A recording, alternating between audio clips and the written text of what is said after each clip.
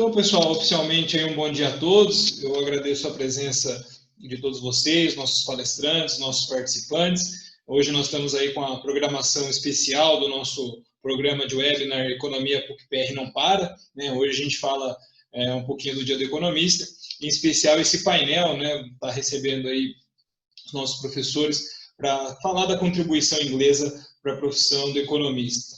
Então, eu vou passar a palavra para o Adam fazer a abertura do painel. O Adam, que é o consultor honorário do Reino Unido no Paraná, que é economista, cientista político, e ele, como inglês, pode fazer uma introdução aí para o nosso painel. Adam, muito obrigado pela sua participação, tá? Seja muito bem-vindo a este painel. Perfeito. Muito obrigado, Lucas, pela intro aí. Bom dia a todos. Primeiramente, eu gostaria de agradecer meu amigo professor Jackson para o convite de estar aqui hoje. Parabéns para a Escola de Negócios da PUC e o Estúdio de Economia e Finanças. Também para a organização e realização desse webinar hoje. É ótimo estar aqui hoje com vocês. Especialmente legal porque alguns anos atrás eu fui na abertura do estúdio. Então, eu venho acompanhando os webinars, então essas iniciativas são bem legais mesmo. Continuando, eu gostaria de agradecer também a presença de todos os palestrantes que vão falar hoje, grandes economistas da PUC-PR, uma universidade que tem um carinho especial também, pois eu fiz um programa de aceleração na Hotmail, da minha startup, alguns anos atrás, e também tive o prazer de dar aula em cursos executivos de valuation também na PUC. Também obrigado por todo mundo assistindo, tuning em casa, alunos e todo mundo.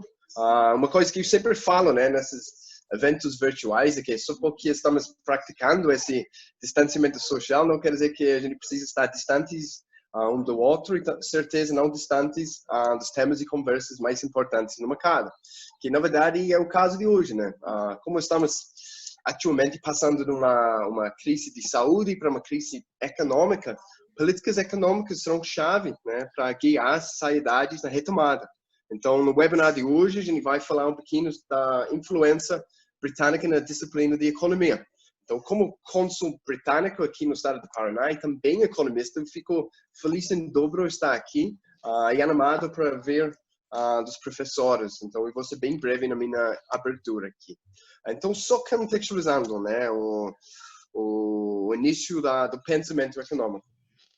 É amplamente considerado, né, que o estudo de economia se originou na Grécia Antiga, como Hesíodo, né, que é uma contemporânea do Homero, de mais ou menos 700 anos atrás, que escreveu as primeiras obras conhecidas sobre as origens básicas de pensamento econômico. E aí, algumas centenas de anos depois, a gente tinha Aristóteles, que argumentou sobre os benefícios econômicos da propriedade de ser privado e não pública, e também escreveu sobre acúmulo de riqueza, monopolias e política econômica. Ele foi um dos primeiros a falar de administração doméstica, ou economia em grego, né, a origem da palavra atual de economia. Então, fazendo um fast forward aí, de 2.000 anos para o futuro, a gente chega num ambiente político, econômico e social turbulento na Inglaterra do século XVII. A gente tinha guerras, uma revolução e o grande incêndio de Londres também. E todos esses fatores, eles, na verdade, estimularam o avanço do pensamento econômico britânico. Como sempre, né, e assim, no cenário atual também, desafios sempre trazem inovação. Ou seja, quanto mais as coisas mudam, mais elas permanecem as mesmas, né, como diz a expressão. Então, bem no meio desse ambiente lá, do século XVII, na Inglaterra, a gente tinha um economista britânico chamado Richard Cantillon, que ele tentou, na verdade, conectar as forças de inércia e gravidade de Newton, né, de ciências naturais, como razão humana e competição de mercado no mundo econômico. Então, ele foi um dos primeiros economistas britânicos para começar a pensar desses temas. Ele argumentou também que o interesse racional próprio num sistema de mercado se ajusta livremente e levaria a ordem de preços mutuamente compatíveis. Tá? Aí, nos próximos 200, 300 anos, a gente tinha uma série de outros economistas britânicos que contribuíram ao estudo de economia. A gente tinha o fantástico John Locke, né? Que em sua crítica, a defesa do absolutismo promovida por Thomas Hobbes, na obra dele, Leviathan, ele deu sua resposta famosa na teoria de contrato social. Ele basicamente acreditava que as pessoas eram contratadas pela sociedade que protegia seus direitos e propriedade. E bem na mesma época, a gente tinha outro economista, um pouquinho menos famoso, chamado Dudley North, que ele argumentou contra a necessidade de uma balança comercial favorável. O comércio, ele argumentou, beneficia ambos os lados, né? Promovendo especialização, divisão de trabalho e riqueza para todos. E assim, a regulamentação de comércio interfere nesses benefícios mais amplos. O famoso filósofo escocês David Hume, ele concordou com essas ideias e começou a desenvolver muitos argumentos do norte contra a política comercial mercantilista. E aí, alguns anos depois, claro que temos o Adam Smith, que além de ter um nome nobre, né, é amplamente considerado o pai de economia política moderna. Sua riqueza de nações, Wealth of Nations, né, de 1776, era o ponto de partida para a economia moderna. E aí, como o público assistindo hoje, sem dúvida sabe, foi o Smith que defendeu a liberdade natural, né, em que o esforço individual era produtor do bem social. Ele, basicamente, acreditava que até mesmo os egoístas dentro da sociedade trabalhavam para o bem de todos, quando atuavam em um mercado competitivo. A visão de Smith de uma economia de mercado livre, baseado na propriedade segura, acumulação de capital e divisão de trabalho, isso foi um momento que contrastava bastante com a tendência mercantilista de tentar regular todas as maus ações humanas, como ele disse. Seu famoso conceito de mal invisível ajudou a definir, na verdade, a política econômica britânica por quase 100 anos depois. E aí, claro, tem muitos mais. Vou tentar ser mais breve aqui, não quero extrapolar muito. Mas aí, no século XIX, ou seja, o século depois de Smith, a gente tem Malthus, né, com seus avisos de destruição iminente devido à superpopulação. É uma tema, na verdade, que podemos não selecionar hoje, né, muitos tópicos. Temos, claro, o David Ricardo, que avançou a teoria de valor de trabalho, falou e argumentou bastante sobre vantagem comparativa, e James Mill, que argumentou contra todas as taxas de exportação e importação. Aí, entrando mais no século XX, né, temos muitos outros grandes nomes. Alfred Marshall, o pai da economia moderna, ele desejava aprimorar o rigor matemático por trás da economia e transformar numa profissão um pouquinho mais científica, né? Ele literalmente escreveu o livro de economia e foi o primeiro a desenvolver aqueles gráficos padrão de oferta e demanda que estudos de economia adoram, né? Bem como os conceitos de equilíbrio do mercado, relação entre quantidade e preço, relação oferta e demanda, a lei de utilidade marginal e também a lei de diminishing returns. E aí, finalmente, chegando ao século XX, a gente tem o grande Keynes, né? Eu acho que o outro professor vai falar muito mais detalhe daqui a pouquinho. Ideias dele mudaram fundamentalmente a teoria e prática de macroeconomia e as políticas econômicas dos governos. E claro, do outro lado, depende do outro ideological divide, digamos, a gente tem Hayek, né, que é um economista e filósofo austro-britânico, que é mais conhecido por sua defesa do liberalismo clássico. Ele acabou ganhando o Prêmio Nobel em Economia em 1974. Bom, então, a gente posso falar de tudo sobre economistas britânicos, mas em resumo, as economistas britânicas deram grande contribuição ao pensamento econômico. Elas forneceram excelentes ideias para a nossa discussão de hoje também. Hoje, como em crises passadas, o estudo de economia e foco em soluções econômicas são fundamentais, mais fundamentais do que nunca, né? Por isso que estou animado de estar aqui hoje, conversando com vocês, escutando a vocês, aprendendo também com vocês. Mas eu acho que com isso, eu fico feliz em passar a palavra para o professor Máximo, para já começar nosso seminário, nosso papo de hoje. E só para dizer também, mais uma vez, muito obrigado a todos. Eu desejo um ótimo evento para todo mundo assistindo e palestrando também.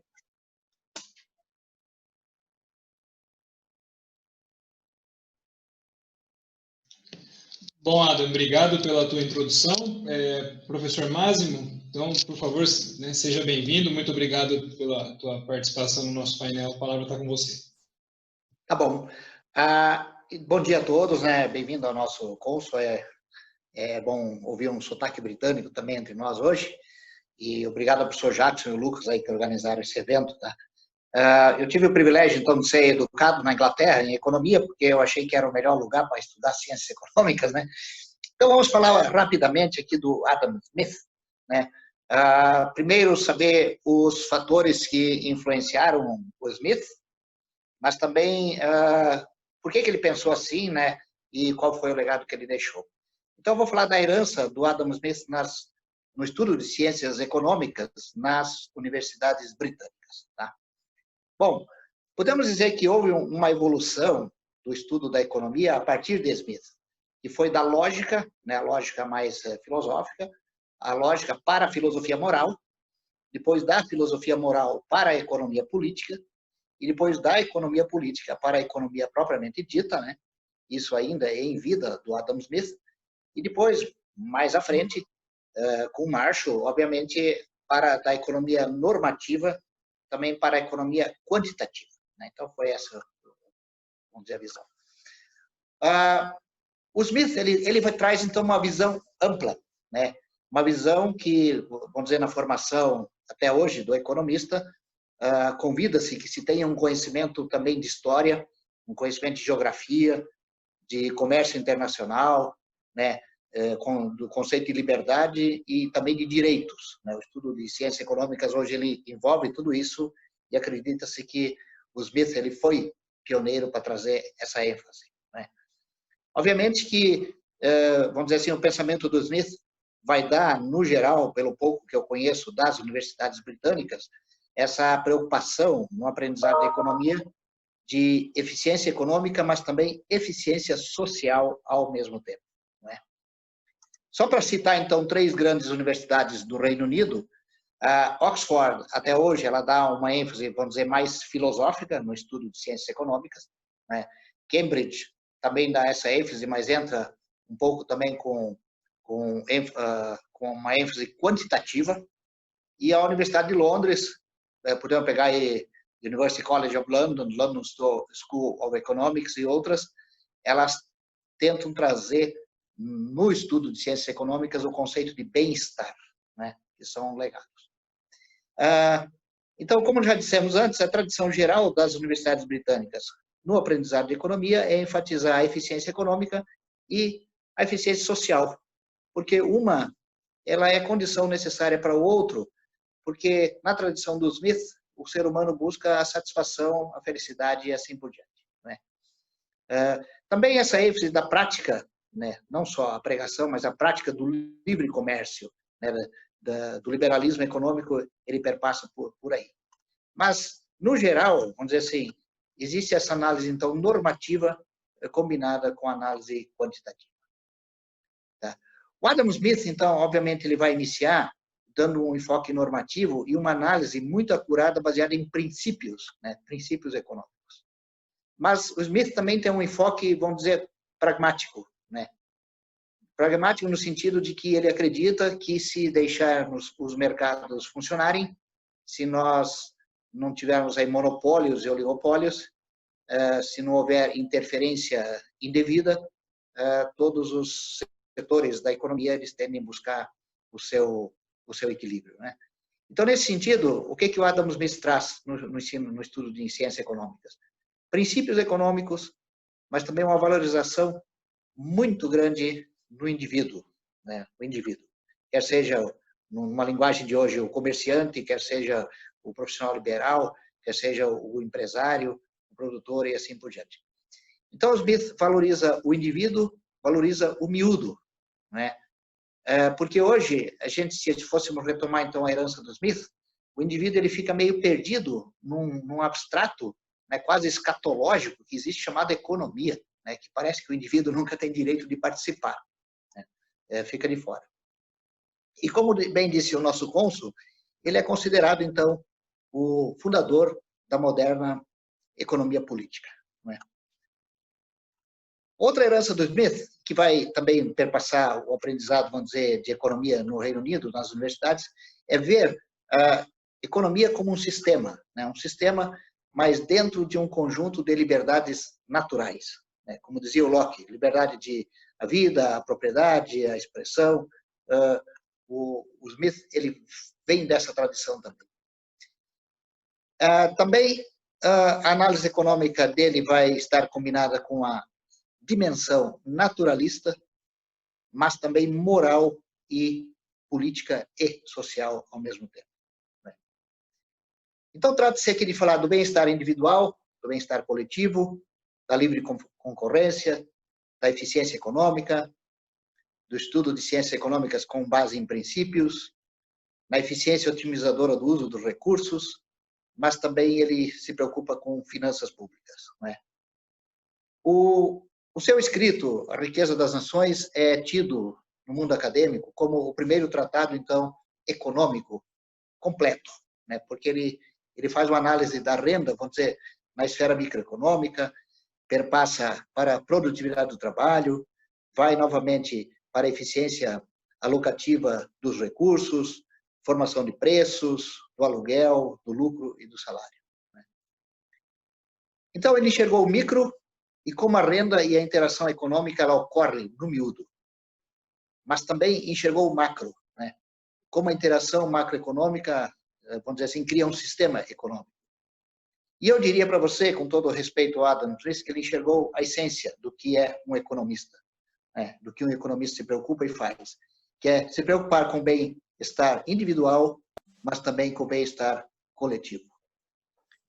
Agora, então, só para dizer que fatores influenciaram o pensamento do Adam Smith, né? E como o seu pensamento, então, influenciou o modo de estudar economia como uma disciplina. Primeiro, é conhecido que Smith teve essa formação, graduação na Universidade de Glasgow. Ele vai também depois estudar no colégio de Balliol, em Oxford, que até hoje é assim, bastante renomado para o estudo de economia, né? Aí ele vai para Edimburgo, começa a lecionar lógica, mas logo é também contratado para lecionar na Universidade de Glasgow. Né? A Universidade de Edimburgo, então, é tida como a primeira universidade anglofônica a ter economia como disciplina, isso no ano 1800. Né? Como era formada a mente do Adam Smith? Né? O Smith ele era considerado um iluminista, né? Um teísta, alguém que na tradição aí também do pessoal que vinha do século XVII, né, o Newton e outros, eles acreditavam em Deus, mas não necessariamente que seguiam uma religião sistemática. A mente do Smith também é interessante a gente entendê-lo, porque ele vai fazer sua análise também baseado na lógica, não é? Lógica na argumentação, mas também combinado com a grande capacidade de observação dos fatos e do mundo real. Com quem que Smith conviveu para ser o Adam Smith que nós conhecemos? Ele fez aí uma estadia na França, onde ele foi tutor lá do filho de um nobre, né? E ele se encontrou, né, pessoalmente aí com David Hume, se encontrou com Benjamin Franklin, Voltaire, Quesnay e Turgot, que são aí pessoas todas conhecidas do pensamento econômico por parte do estudante e do professor. Né? Ele foi contemporâneo, então, de David Hume, que fez essa análise moral, mas também de política e de economia, é um grande personagem. Ele foi contemporâneo do Immanuel Kant, que o Kant faz uma análise moral, mas também racional. Então, vamos dizer assim, a parte moral, racional e política, ela vai perpassar o pensamento do Adam Smith, como era, vamos dizer assim, a moda, a época, fazer discussão desses grandes temas. Ele também vai ser contemporâneo de Edmund Burke, né? Edmund Burke, ele vai fazer, obviamente, uma análise mais política, vai ser um pouco mais conservador, mas também é aí dos mesmos dias. Vamos dizer assim que, na filosofia, na moral e na ética, Smith ele tem a mesma estatura, né, então, do David Hume, do Immanuel Kant e do Edmund Burke. Não necessariamente que ele concorde com tudo o que eles falaram. Então, ele vê a economia como um exercício de virtude, né? Um exercício de virtude e não meramente de avareza. Às vezes a gente interpreta errado que quando ele fala do interesse individual e coletivo, as pessoas entendem que é avareza, acumular capital, acumular riqueza e deixar os outros de lado. Não. Ele, com essa influência, vamos dizer, racional, ética, da lógica e da filosofia política, ele vai ver o bom desempenho econômico do indivíduo para a sociedade como uma virtude e não mera avareza. Aqui ele vai emprestar o conceito, então, de empatia de David Hume, né? David Hume faz essa proposta de que é interessante o indivíduo, uma análise mais moral, se colocar no lugar do outro, né? Eu me coloco no lugar do outro e me coloco como espectador. Só que eu vou presumir que as ações do outro são as melhores que ele pode fazer para ele buscar felicidade. Então, eu não vou me preocupar em julgar a ação do outro, porque se ele busca a felicidade dele e eu respeito, ele também vai respeitar a minha, e existe aí um equilíbrio, então, social das liberdades individuais, né? E, nesse sentido, também Smith vai ser contra monopólios, contra o monopólio econômico, político, religioso. Ele acredita que ninguém tem o direito aí natural de ficar impondo a sua maneira de ver as coisas aos outros, né? O indivíduo, dentro da lógica natural, deve prosperar também e buscar sua felicidade. E, para ir concluindo, então, né, a economia é vista como um grande exercício de liberdade, mas também de virtude, né? Hoje, então, só para fazer um fechamento, a gente pode dizer que no mundo todo, não só economista, mas também pessoas de outras áreas, às vezes usa o Adam Smith que quer para o propósito que quer, né? O pensamento dele original, às vezes, ele é meio deturpado e serve como um ornamento para propósitos que fogem totalmente à intenção genuína dele. Como é o caso, por exemplo, que a gente vê em algumas partes do mundo, em que existem governantes que são até ditadores, mas ficam pregando Adam Smith, mas eles defendem monopólios e oligopólios econômicos, né?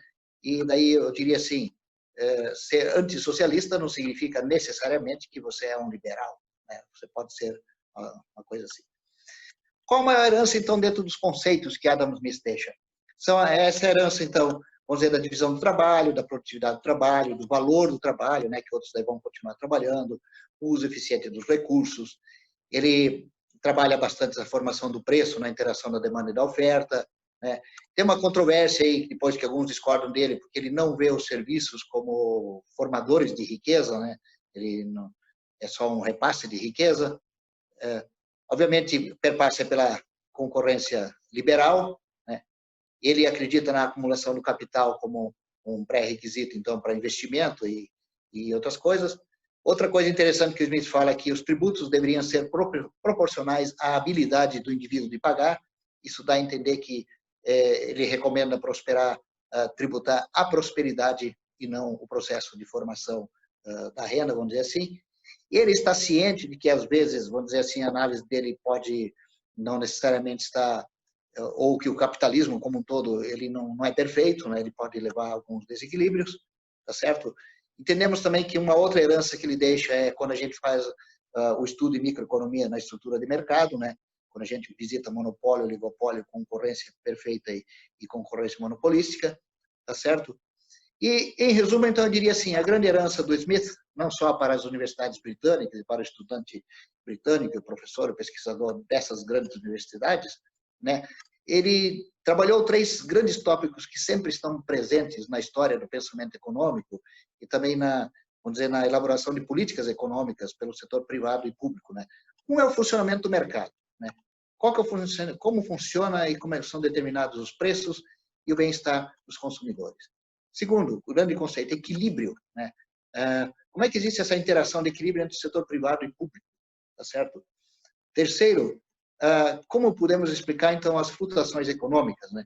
O emprego, a inflação, a produtividade, o crescimento e a qualidade de vida. E, obviamente, então, nós terminamos a conversa dizendo que Smith é o primeiro, se não o maior, né? O vovô de todos, como disse o cônsul. Ele vai também fazer parte de outra parceria de gigantes do pensamento econômico mais original, que também é o Ricardo, o Marshall, o Keynes e o Friedman. Então, Lucas, essa é a minha colocação. Obrigado. Muito obrigado, Másimo, pela participação, a aula que você deu sobre o pensamento do Smith. Agora, na sequência, né, para a gente manter a cronologia, eu vou falar um pouquinho, antes de passar a palavra para o Wilhelm. Então, eu preparei umas lâminas aqui só para acompanhar a minha exposição, vou dividir com vocês, para falar um pouco sobre o Alfred Marshall, né? Vocês conseguem ver a apresentação aí do PDF? Tá, beleza. Então, pessoal, né, o Alfred Marshall, né, para a profissão de economista, por que a escolha do Marshall? Né? Eu conversava com o Jacques, eu tinha uma inquietação de que economista britânico escolher, ou que economista que passou pela Inglaterra. Né? Eu estudei muito Hayek, o economista que eu estudei na minha tese de doutorado nasceu na Inglaterra, estudo alguns textos de professores de Cambridge, mas em alguma medida eu fiquei com uma inquietação e acreditei que o Marshall era a escolha correta. Por que isso? Né? Porque no semestre passado eu lecionava Economia de Empresas e Ambiente Macroeconômico na Escola de Negócios, e o nosso livro base é o livro do Mankiw, né, o de Introdução à Economia, que é o livro mais popular no mundo inteiro hoje, de introdução. Né? E se vocês prestarem atenção, no prefácio da obra, né, a primeira frase que você encontra nesse livro de introdução é uma frase de 1890 do próprio Marshall, né? A economia é o estudo da humanidade nos afazeres cotidianos. Então, em 2020, nós estamos, né, estudando ideias de séculos anteriores, né, com essa referência que o Mankiw presta aí ao Marshall. Se a gente faz uma pesquisa, né, em textos acadêmicos sobre o Marshall, o material que eu utilizei para essa apresentação, a gente percebe algumas análises, né, enfatizando a importância do Marshall, né, o maior nome da sua geração, a maior figura neoclássica, o cara que marca uma mudança para a economia moderna como a gente conhece hoje, né, o teórico mais influente. Mas aí eu gostaria de destacar, e é isso que eu vou fazer na minha apresentação, o fato dele ser reconhecido como o personagem que fez da economia, de fato, uma profissão para nós. Então, dentro da nossa apresentação, né, dentro desse painel que nós estamos conversando hoje, o Másimo acaba de falar para a gente do pai da economia, do Adam Smith. Na sequência, o Wilhelm vai falar do pai da macro, né, o Keynes. Então, eu vou focar aqui no Alfred Marshall, né, que a gente pode entender como o pai da profissão de economista. Né? Ele não criou a economia, ele não criou um campo de estudo novo, de fato, ele foi o cara que sistematizou ideias anteriores a ele. Mas ele, né, como vocês vão ver nessa apresentação, pode ser considerado o pai da economia como uma profissão no mercado. Nascido em Londres, né, ele veio a falecer em Cambridge, onde ele trabalhou grande parte da sua vida. Ele, né, inicialmente estudou e lecionou matemática, e aí foi migrando. Né, ele saiu da matemática para a filosofia e chegou na economia por conta das suas preocupações sociais. Né? Alguns textos descrevem ele como um verdadeiro humanista, preocupado com as condições de pobreza, né? Preocupado com as condições materiais dos pobres, e acreditava que a pobreza tinha né, mais do que as consequências imediatas para quem sofria da pobreza, mas assim como a degradação para o ser humano. Né? E por conta disso, ele se propôs a discutir quais eram as origens da pobreza, qual a causa da pobreza, e isso o levou a estudar a economia, né, com uma forma de dar um melhor entendimento sobre esse fenômeno e aí poder contribuir para a sua solução. Então, o Marshall, né, tem uma passagem que diz, né, que o objetivo dominante da economia é contribuir para a solução dos problemas sociais.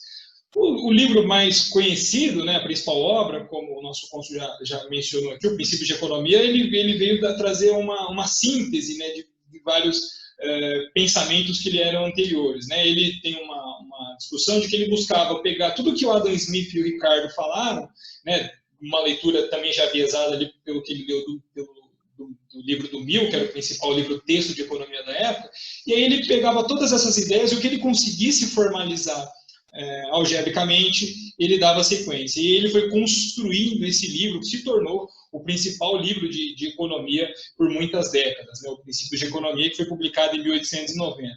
E um dos destaques do Marshall, e aqui já começa a importância dele para o dia do economista, é porque ele não tinha uma preocupação exclusivamente acadêmica. Né? Ele não escrevia pensando num auditório acadêmico. Ele buscava o homem de negócios, fortalecer o conhecimento dos profissionais dentro da área que trabalhavam com economia e não necessariamente os acadêmicos que estavam ali para fins de investigação científica. É difícil a gente avaliar onde o Marshall foi original na exposição de algumas ideias, o que é de fato ideia do Marshall, porque o Marshall ele era um grande professor, ele era uma pessoa que gostava de discutir as suas ideias. Então, conforme ele foi traduzindo os textos da economia inglesa em formalização matemática, ele ia expondo as suas ideias e as suas conclusões ao longo das suas aulas, na conversa com os amigos, nas conversas particulares que ele mantinha com grupos de alunos, nas conferências que fazia junto ao governo inglês. E nisso, né, muitas das pessoas que pegavam essas ideias acabavam desenvolvendo elas e tornando contribuições de terceiro. Então, é difícil, porque o Marshall também tinha uma complicação que, além disso, ele era muito perfeccionista, ele era muito minucioso com a realização do seu trabalho. Então, é reconhecido que a obra estava pronta 20 anos antes e o Marshall ficou ali trabalhando em cima da sua própria obra por 20 anos até vir a publicá-la. Né? Mas a importância do livro é tal que ele apresenta coisas, né, de maneira didática, da mesma forma como nós hoje, professores, trabalhamos com alguns alunos, às vezes nos primeiros dias de aula, né? Como o papel da demanda e dos custos para determinar o valor, né? A importância da análise da oferta e da demanda, o tempo como uma variável importante para a gente entender a economia, o uso da firma representativa, mas essas são as contribuições, né, de cunho teórico. Eu quero dar uma ênfase aqui na contribuição que ele deu, então, para a profissão, né, como professor de economia política em Cambridge, uma cadeira que foi criada para o ensino de economia, ele buscou dar, então, um caráter científico, né, o que era a ciência naquele momento. A ciência era tudo aquilo que pudesse ser provado.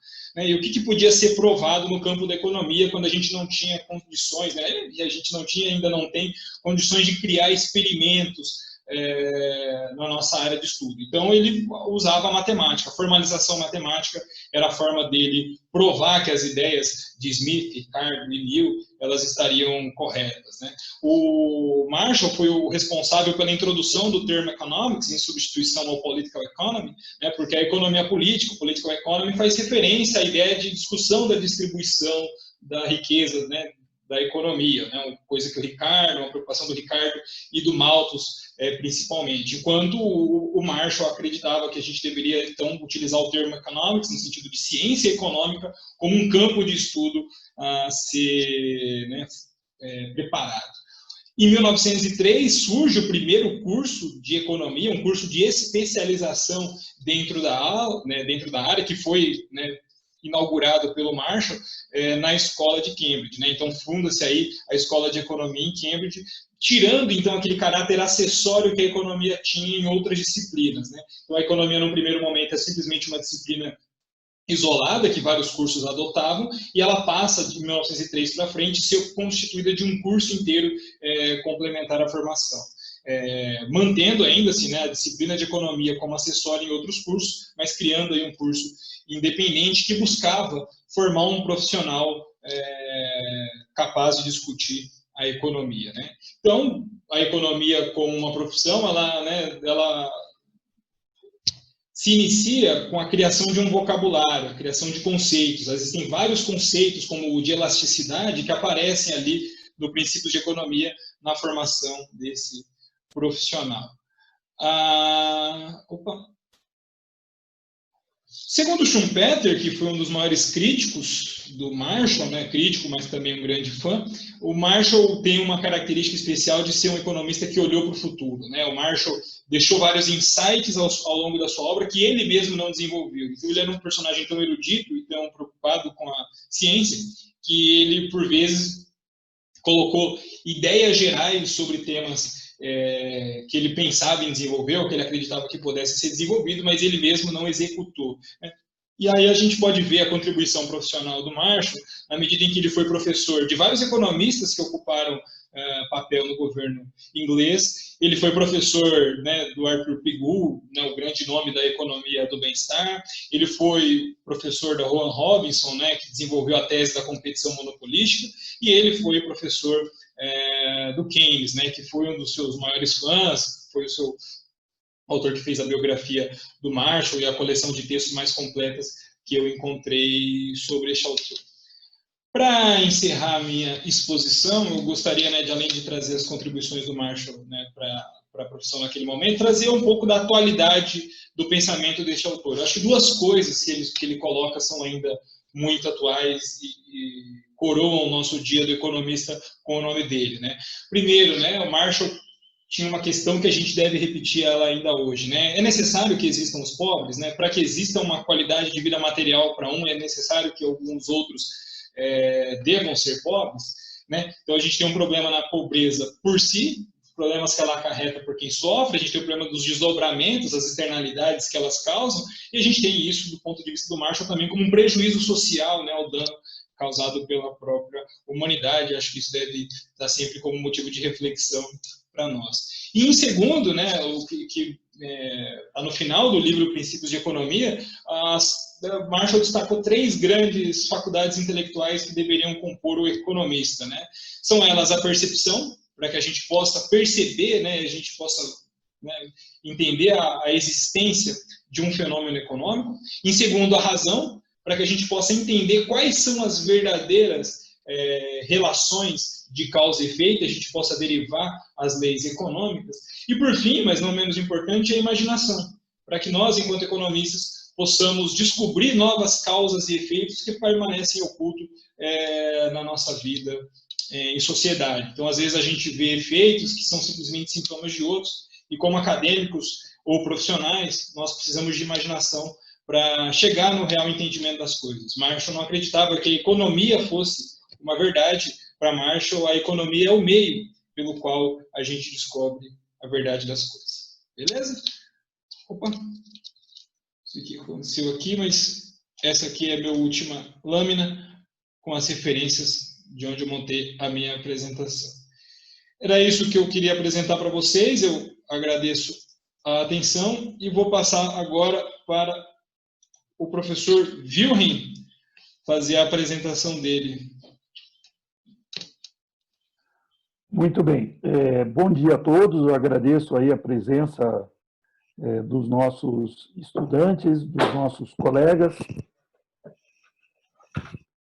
Espera aí que caiu um dos livros aqui que eu, assim como o nosso colega, né, constou uma vasta biografia, a gente também foi atualizar alguns textos, alguns livros lá.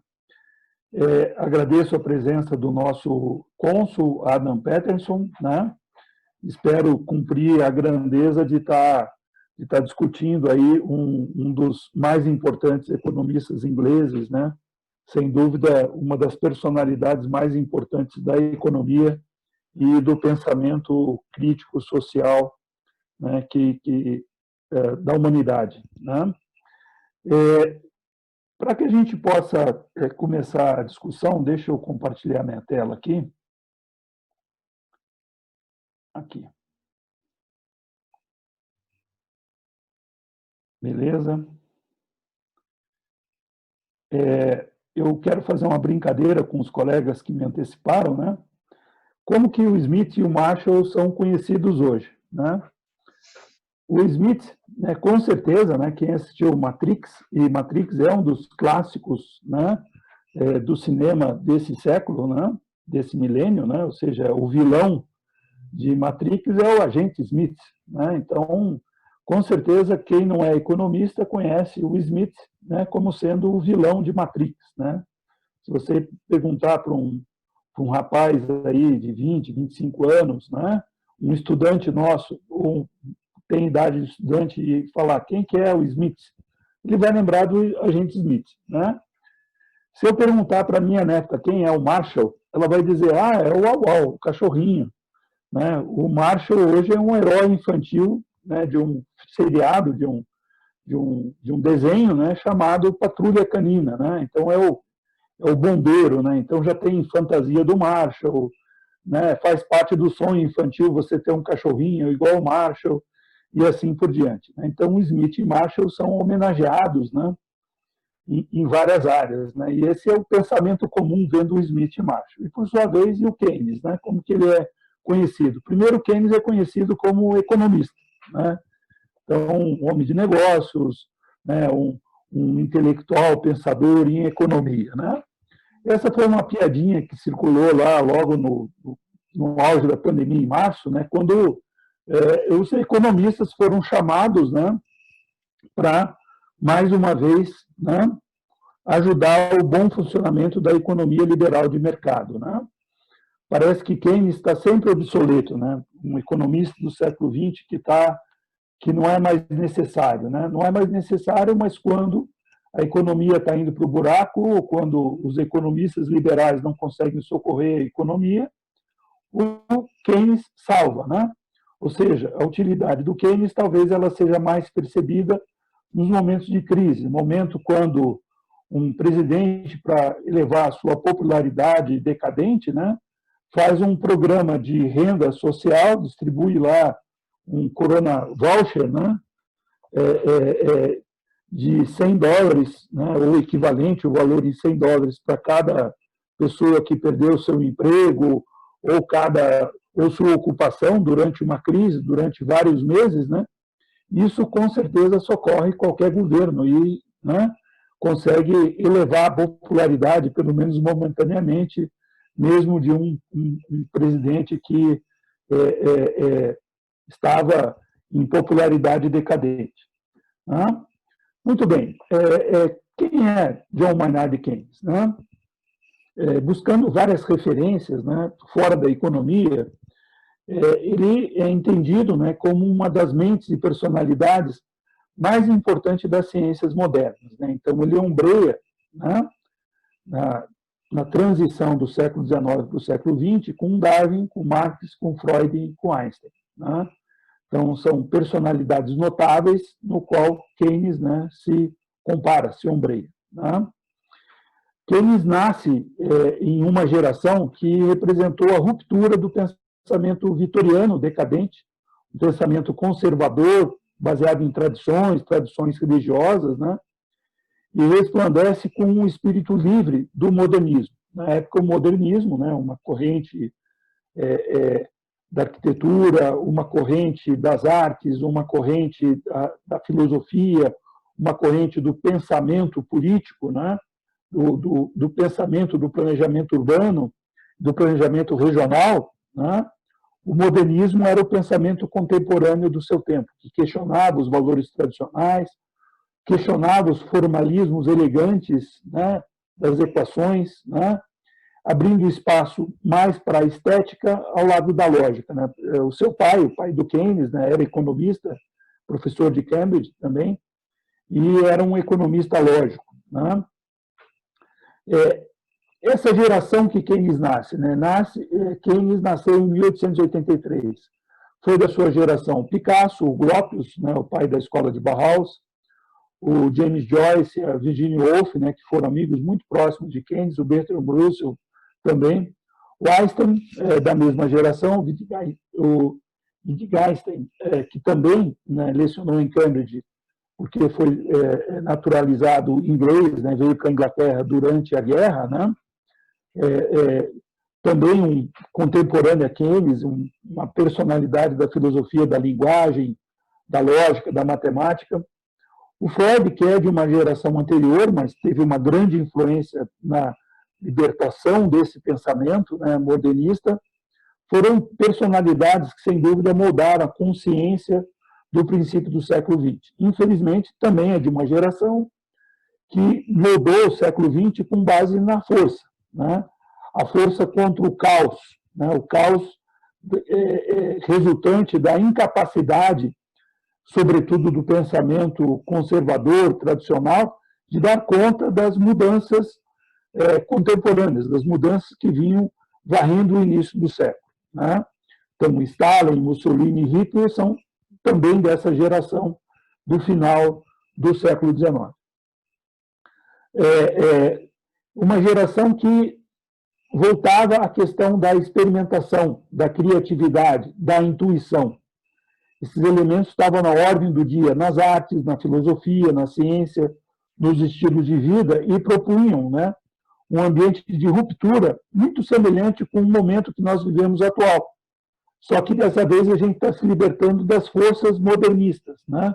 Então, os nossos movimentos pós-modernistas, né, pós-moderna, né, Hoje nós falamos dos pós-keynesianos, assim como nós falamos do pós-modernismo na geografia, nas artes, na arquitetura, no pensamento filosófico, né? Keynes participava do grupo intelectual do Círculo de Bloomsbury, né? A casa dele em Londres, né? Na Guarda Square, era praticamente um centro, era um centro intelectual, era um centro de cultura, um centro de artes, né? Infelizmente, eu fui visitar o endereço na Guarda Square 46 e hoje lá sua casa foi derrubada, é um edifício residencial, né? Mas, enfim, ainda tem a praça, né?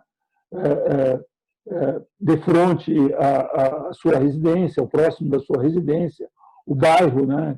Muito próximo do Soho, muito próximo do British Museum, ou seja, de áreas intelectuais, o pub em que ele frequentava, enfim, são locais interessantes de visitar em Londres, né? Keynes tinha um estilo pregador, né? Ele era pregador, a sua mãe era pregadora, né? Ela foi prefeita de Cambridge, né? E seus livros e seus artigos, e tem centenas de artigos, são como pregações, né? Por isso, talvez ele não fosse tão admirado nos Estados Unidos, né? Ele fez uma carta aberta ao presidente Roosevelt em 1983 para orientar a retomada da economia americana e da economia mundial diante da persistência da depressão. Os americanos não queriam levar nenhum conselho inglês adiante, né? Quem seria a Inglaterra para aconselhar, né, a nação americana independente, etc., né? Keynes era um contestador extremamente criativo, né? A Virginia Woolf, né, que foi a sua amiga, né, dizia que era uma mente que estava sempre trabalhando, né? Uma mente que trabalhava para romper com esse pensamento convencional, um pensamento que não dava mais conta da nova ordem, né? Uma nova ordem que foi estabelecida com a ruptura da Primeira Guerra Mundial, a ruptura do crash e depressão dos anos 30, né?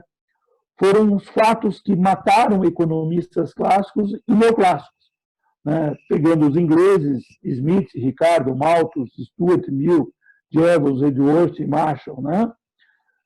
Todos esses economistas, né, celebraram as chamadas leis econômicas, né? Keynes detestava falar de leis econômicas, porque as leis econômicas, elas não determinam os fatos. É como, aqui tem a lei da oferta e da demanda, aqui tem a lei de tal coisa, aqui tem né, uma legislação econômica, né, como se as leis econômicas ditassem as regras. Não.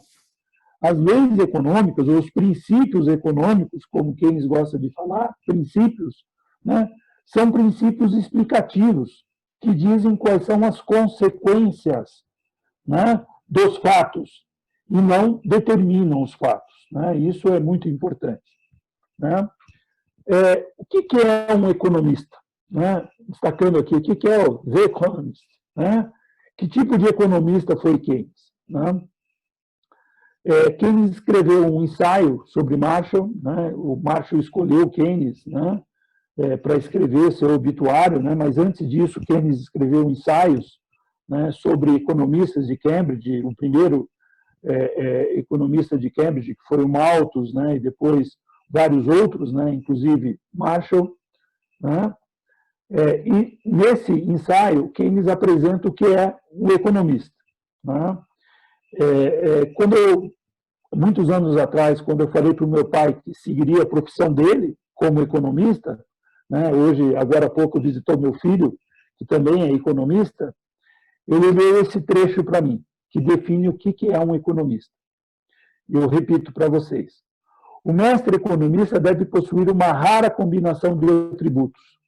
Deve ser matemático, historiador, estadista, filósofo, até certo ponto. Deve entender os símbolos e falar em palavras, né? Aí eu me lembrei aqui do Rodolfo, do Luiz, né? Deve contemplar o particular em termos do geral e tocar no abstrato e no concreto no mesmo voo de pensamento. Aí eu lembrei aqui do Máximo, né, que faz vários voos em pensamentos, né? Deve estudar o presente à luz do passado para os propósitos do futuro.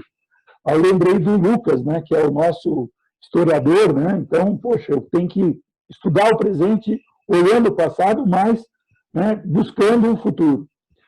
Nenhuma parte da natureza do homem ou de suas instituições deve ficar inteiramente fora de suas cogitações, né? Eu lembrei aqui do Jackson, né? Nossas discussões sobre instituições. Ele deve ser determinado e desinteressado simultaneamente, alheio e incorruptível como um artista, e, no entanto, por vezes, tão materialista quanto um político. Tá? Essa é a definição, né? Um mestre economista. Né? Então, matemático, ele tem uma linguagem matemática. Historiador, tem um conhecimento da história. Um estadista tem a percepção da função do Estado. Um filósofo, um pensador. Né? Ou seja, deve integrar diferentes áreas. Um economista é um ser particular que consegue falar em diferentes linguagens, consegue colocar sua colher em quase tudo, né? Consegue compreender uma realidade, é uma forma de você perceber uma realidade. Né? Nenhuma parte da natureza do homem, de suas instituições, deve ficar fora de suas cogitações, ou seja, ele está sempre olhando, percebendo, observando, né? Utilize estatísticas para fazer intuições, para fazer percepções. Né? Keynes viveu e participou e atuou como economista em momentos críticos para a economia mundial e para a Inglaterra. Né? Vou destacar 3 momentos críticos, né? 3 situações cruciais.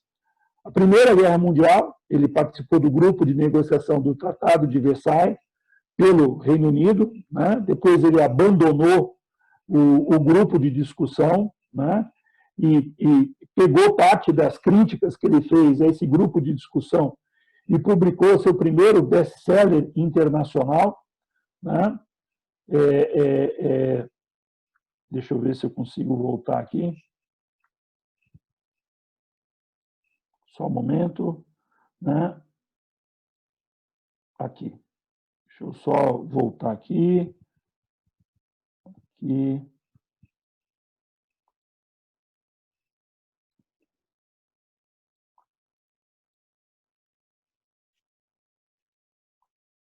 Que outra coisa.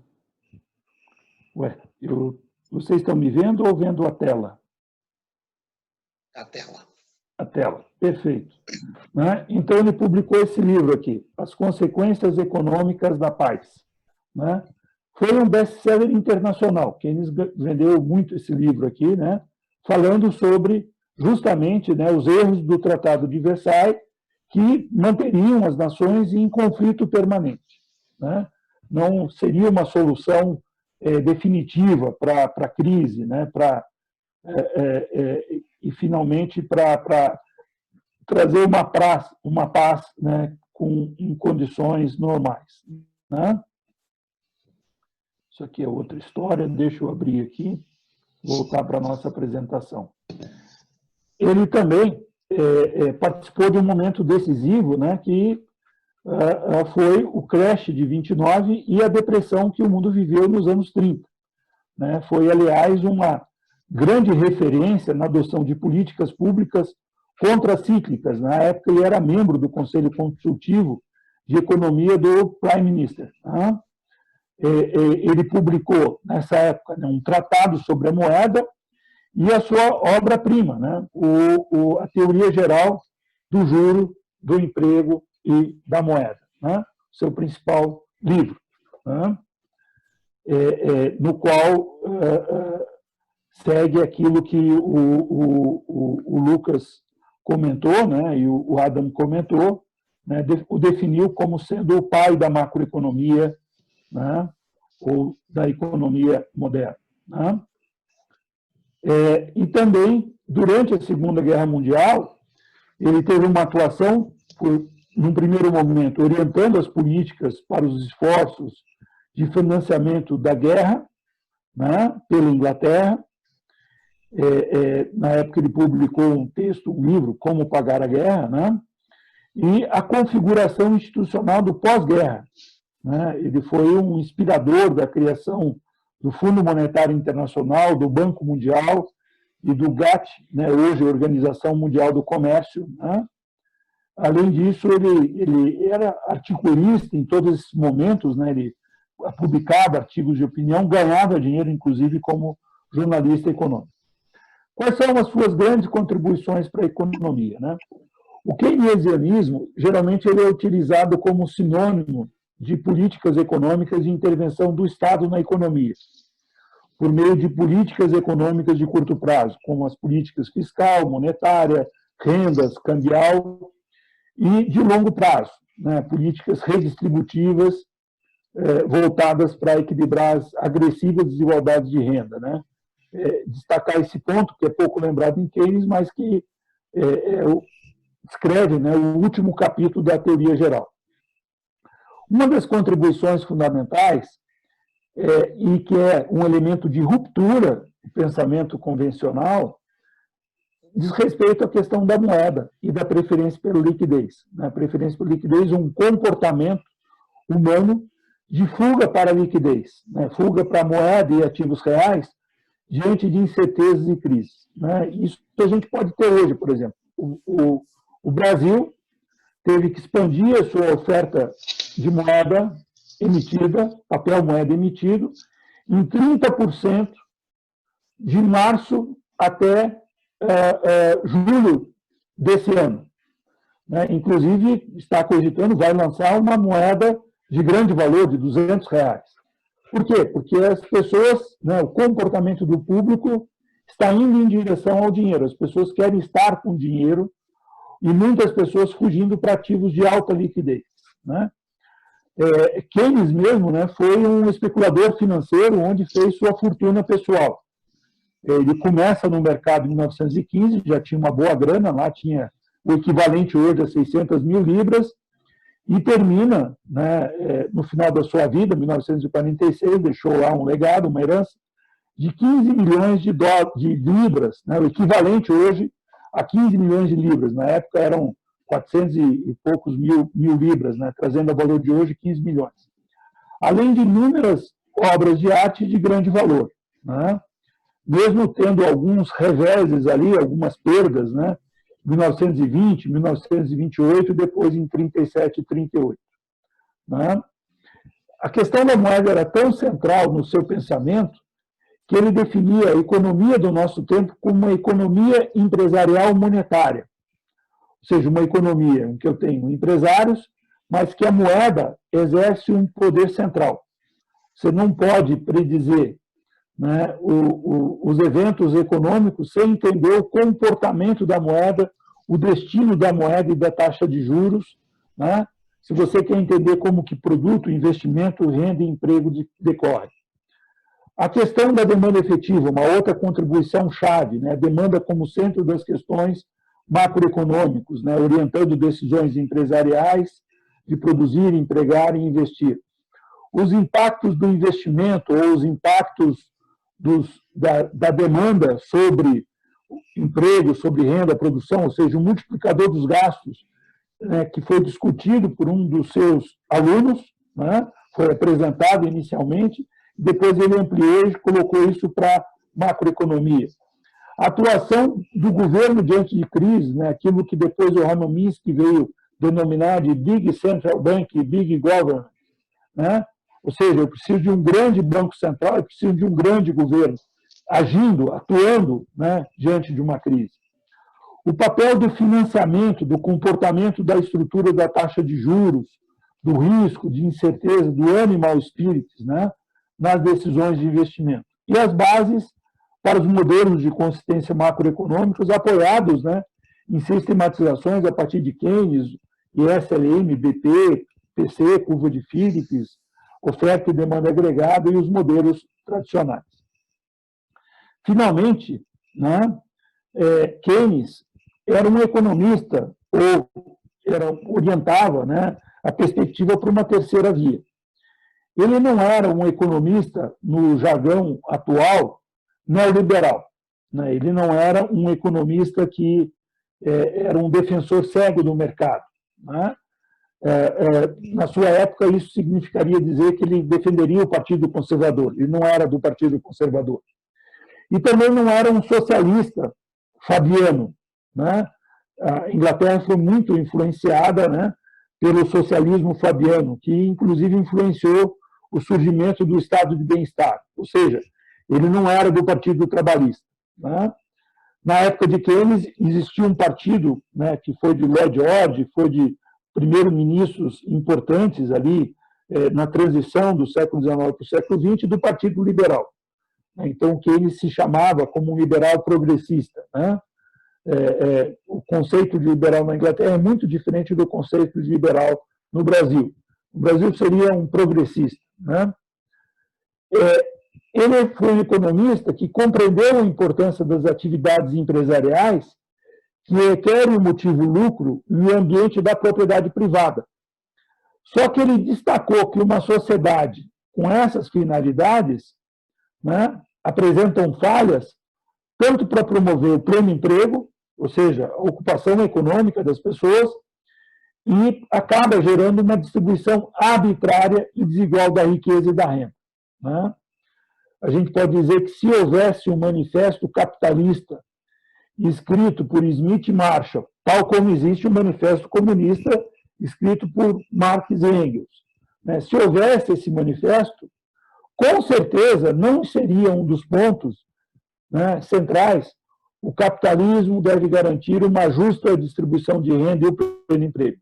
Foi necessário Keynes, a teoria geral, para dizer que o capitalismo, sim, pode promover, né, a partir da ação do Estado, né, uma justa distribuição de renda e o pleno emprego. Ok? Então, são essas as minhas contribuições. Agradeço aí o debate, né, e estamos aí abertos aos questionamentos. Obrigado, Wilhelm, pela aula aí sobre Keynes. Então, agradeço mais uma vez, né, o Adam, o Máximo e o Wilhelm pelas exposições. Pessoal, se vocês tiverem alguma pergunta, o Vitor aqui já mandou uma no chat aqui para o professor Máximo, já vou reproduzir, mas se alguém tiver alguma questão, pode enviar aqui que a gente vai respondendo na medida do possível, tá bom? E se alguém precisar sair, né, só deixa um aviso aí no chat aqui dos nossos palestrantes, se alguém precisar sair por motivo de horário, deixa um recado, mas agradeço de novo. Não sei se o Jackson vai fazer uma consideração antes da pergunta. Bem rápido. Bom dia a todos, pessoal. Um especial dia do economista a todos vocês. Eu peço desculpas que eu estava para abrir e a CBN tinha marcado uma entrevista às 9h30, mas atrasou. Daí foi 9h30, 9h40, espera, 9h50.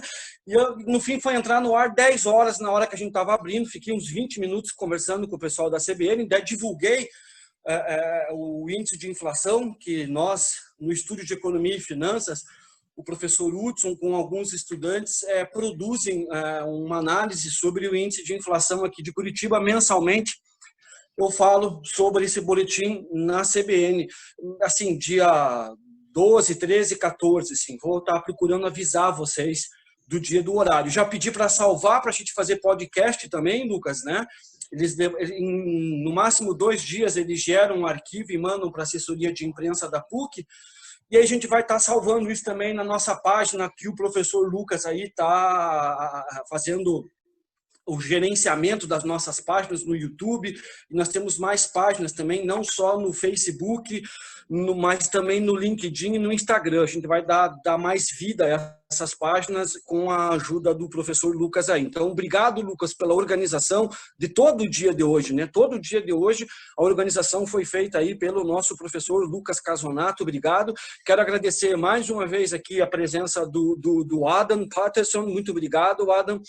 E também, claro, né, aos expositores, o Lucas, o professor Máximo, que depois de um ano fora, né, está aí de volta, né? E, claro, o nosso macroeconomista que abriu tirando uma onda dos microeconomistas, né? O professor Wilhelm, né, com aquela historinha lá do...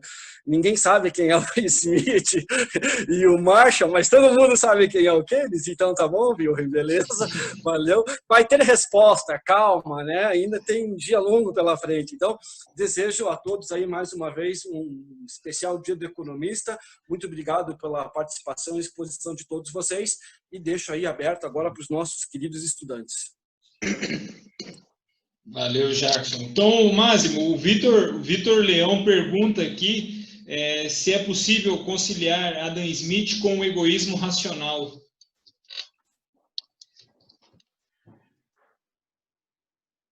Eu acho que todo ser que é racional, é humano, é natural, ele busca a felicidade, né?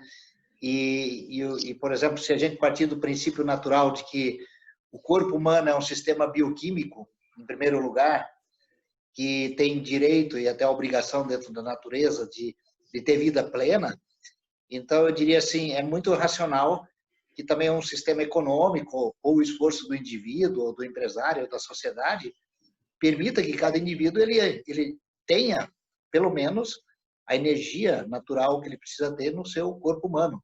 E, para concluir, eu diria, como é que você julga qualquer sistema econômico, se ele é eficiente ou não, né?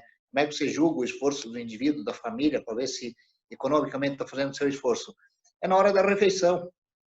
Quando você senta na mesa, aparecem meia dúzia de itens que toda a parafernália daquilo que a gente chama de economia aparece na tua vida e você vai degustar daquilo e mantém a vida, né?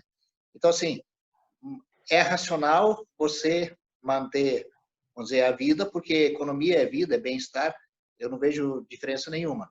E todas as análises racionais que existem, né, do ponto de vista mais filosófico, lógico, eles convergem aí para o equilíbrio, né? Então, eu acho que uma coisa é ligada à outra.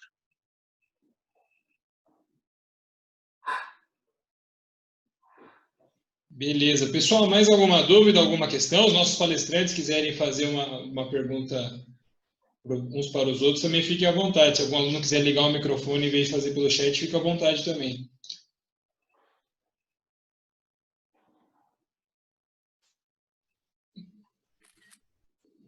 Nenhuma contribuição? Bom, pessoal, acho que não apareceu mais nada. Então, só mais uma vez agradecer a presença de todos, né? Lembrar que às 18 horas a gente tem a nossa palestra com o professor Pedro Fonseca, mediada pelo professor Jackson, e aí às 19h30, né, nós retornamos e fazemos novamente esse painel aqui, né? Repetimos a programação da manhã na parte da noite para atender o nosso público de alunos do período noturno, tá bom? Então, obrigado mais uma vez, Adam, muito obrigado, Masmo, muito obrigado, Wilhelm.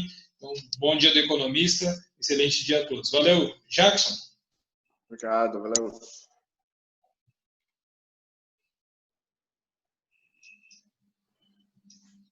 Valeu, Adam, obrigado.